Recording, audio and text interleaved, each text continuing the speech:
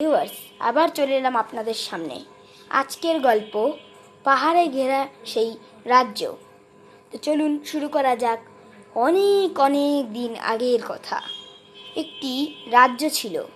লো লো তার নাম ছিল রায়গড়। সেটি পাহাড়ে ভর্তি, মানে তার পাশে খুব পাহাড় ছিল। লো লো রায়গড়ের পাশেই সেই সেই শ্যামগড় নামে আরেকটি রাজ্য ছিল। ওই রাজ্যের রাজা খুব খারাপ মানুষ। তো রায়গড়ের পাশের একটি বড় পাহাড় ছিল। তার মধ্যে খুব খালি জায়গা ছিল এবং গর্ত ছিল। তাতে খুব পরিমাণে পানি ছিল। তো ওই শ্যামগড় রাজ্যের রাজা ভাবলেন ওই পাহাড়টা আস্তে আস্তে কাটিয়ে জল দিয়ে রায়গড়কে ভরিয়ে দখল নিতে হবে, ওই রাজ্যের দখল নিতে হবে। তো যেই ভাবা সেই কাজ।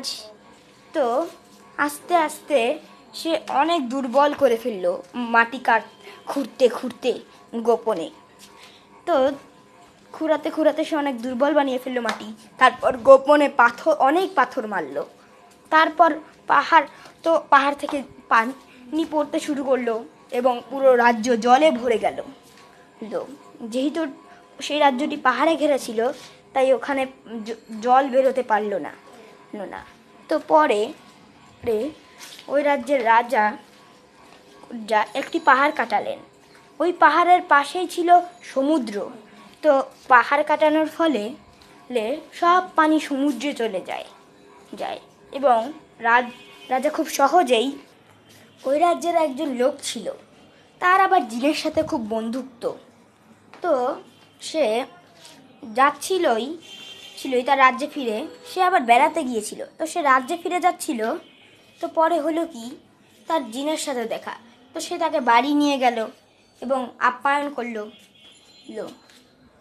তো জিন এক সময় একটা জায়গার খোঁজ করছিল। তো পরে সে দেখলো যে তার বন্ধুর রাজ্য কীভাবে দখল হয়ে গেল। তো এটা দেখে তো সে খুব রেগে গেল। সে সব কথা তার বন্ধুকে বলল। তো সে তো খুব দুঃখী হয়ে গেল। তো জিন খুব রেগে গেল।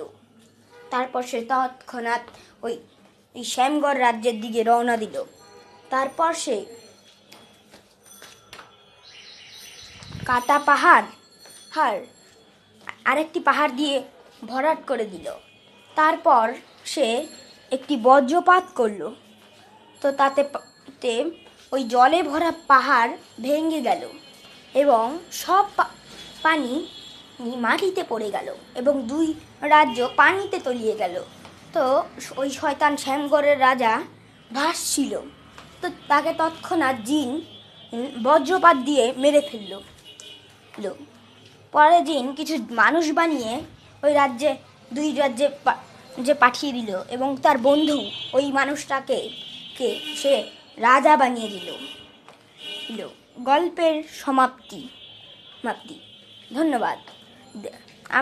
ভিডিওটি ভালো লাগলে লাইক, কমেন্ট, শেয়ার এবং সাবস্ক্রাইব করতে ভুলবেন না।